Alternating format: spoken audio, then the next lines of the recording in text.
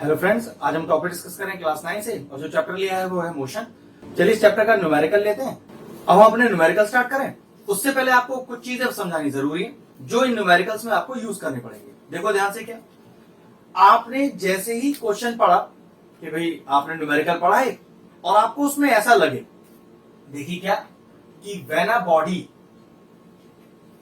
Body starts from rest, मतलब कि आपने क्वेश्चन पढ़ा और आपको लगा कि कोई बॉडी रुकी हुई थी और उसने चलना स्टार्ट किया है। क्वेश्चन पढ़ के ऐसा फील हो आपको, तो सबसे पहले न्यूमेरिकल स्टार्ट करने से पहले आप क्या लिखेंगे कि भाई उस क्वेश्चन की जो इनिशियल वेलोसिटी है, जिसे हम छोटे यू से डिनोट करते हैं, उसे जीरो मान लेंगे।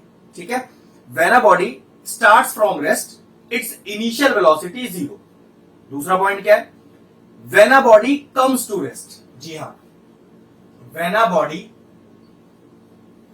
कम्स टू रेस्ट, इसका मतलब ये, आपने क्वेश्चन पढ़ा और आपको ऐसा लगा कि सर बॉडी तो चल रही थी लेकिन ब्रेक लगा के उस बॉडी को मैंने रोक दिया है, उसकी स्पीड कम हो गई है और कम होते होते अब वो रुक गई है या रुक जाएगी।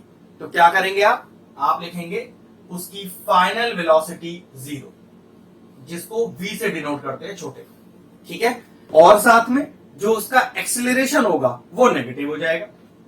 दोनों चीजें ध्यान रखनी होती है इसमें कि अगर बॉडी आपको पता चलता है कि चलते चलते रुक गई है, आपने ब्रेक लगाया, बॉडी रोक दी है, तो फाइनल वेलोसिटी जीरो ले लेंगे, एक्सेलरेशन को नेगेटिव ले लेंगे। और अगर आपको लगता है कि एक भाई बॉडी रुकी हुई थी और चलना स्टार्ट किया उसने, तो आप उसकी इनिशियल वेलोसिटी को जीरो ले लेंगे। इस कंसेप्ट को याद रख लीजिए, मेरे ख्याल से आपको कभी भी दिक्कत नहीं आएगी न्यूमेरिकल करने में। अब हम अपने न्यूमेरिकल स्टार्ट करते हैं। पहला क्वेश्चन मैं पढ़ता हूं अपनी बुक से और आपके क्वेश्चन स्क्रीन पर आ रहा होगा कि अ train starts from a railway station and moving with a uniform acceleration attains a speed of 40 kilometre per hour in 10 minutes, find the acceleration.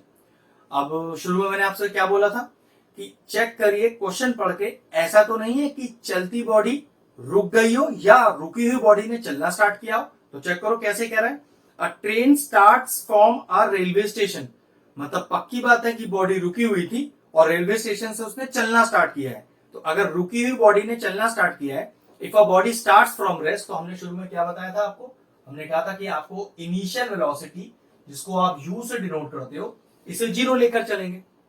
फिर क्या कहता है आगे, attains a speed of 40 kilometre per hour. पक्की बात है कि दो ही तरह का वेलोसिटी है, इनिशियल और फाइनल। इनिशियल पता चल गई कि यू है, तो पक्की बात है जो 40 किलोमीटर पर आ रही है कौन सी वेलोसिटी है, ये फाइनल वेलोसिटी हो गई आपकी। तो फाइनल वेलोसिटी पूरा लिखकर प्रॉपरली, जिसे छोटे वी से डिनोट करते हैं, 40 किलोमीटर पर आवर। अब किलोमीटर पर आवर को मीटर पर सेकंड में चेंज करना जरूरी है, स्टैंडर्ड यूनिट है। तो इसके लिए हम क्या कर सकते हैं, 40 को 5/18 से मल्टीप्लाई कर सकते हैं और मीटर पर सेकंड में ये चेंज हो जाएगा। और आगे क्या दिया है, इन 10 मिनट्स, टाइम भी दिया हुआ है। तो लेकिन एक प्रॉब्लम है कि जो टाइम है वो आपको मिनट में दिया हुआ है, मिनट टाइम का स्टैंडर्ड यूनिट नहीं होता है। तो इस 10 मिनट को पहले सेकंड में चेंज करना पड़ेगा और मिनट को सेकंड में जाने के लिए 60 से मल्टीप्लाई करते हैं। तो हमारे पास u, v और t तीनों चीज आ गई और हमसे क्या मांग रहा है, हमसे एक्सेलरेशन मांग रहा है। तो हमारे पास तीन फॉर्मूले हैं, फिर से चेक करते हैं इस चीज को कि v is equal to u plus a t, s is equal to u t plus half a t square और v square is equal to u square plus 2as। Second और थर्ड फॉर्मूला अगर use करना हो तो question में या तो दूरी दी होनी चाहिए थी या तो दूरी हमें फाइंड करनी चाहिए। क्वेश्चन के हिसाब से डिस्टेंस ना तो निकालना है ना ही हमें दिया है, तो पक्की बात है सेकंड और थर्ड यूज नहीं कर सकते। तो फिर बचा कौन सा फॉर्मूला, फर्स्ट फॉर्मूला ही बचा, तो यूज करते हैं v is equal to u plus a t. Check करिए v कितना है, इसको थोड़ा सॉल्व कर लेते हैं। तो 5 4 20, 20 हो गया 200, तो 200 अपॉन 80, यू दिया है 0, ए अपने को फाइंड करना है और टी का वैल्यू हो गया यहां पर आपका 600। ठीक है, अब ये प्रॉपरली अगर लिखना चाहे तो कैसे लिख सकते हैं, इसको थोड़ा कैंसिल आउट कर लीजिए। तो ये आ गया 100 और 2 9 80, तो 100 अपॉन 9 इज इक्वल टू, ये आ गया 0 से तो कोई मतलब नहीं है, 600 ए क्योंकि 600 a के साथ मल्टीप्लाई हो रहा है तो उधर जाके डिवाइड हो जाएगा। तो 100/9 into 1/600 is equal to a। 2 zero से 2 जीरो चला गया, ये कितना आ गया एक्सीलरेशन आपका 1/54, 9×6=54 मीटर पर सेकंड स्क्वायर। इस तरह का आंसर अगर सब्जेक्टिव क्वेश्चन कर रहे हैं तो छोड़ नहीं सकते।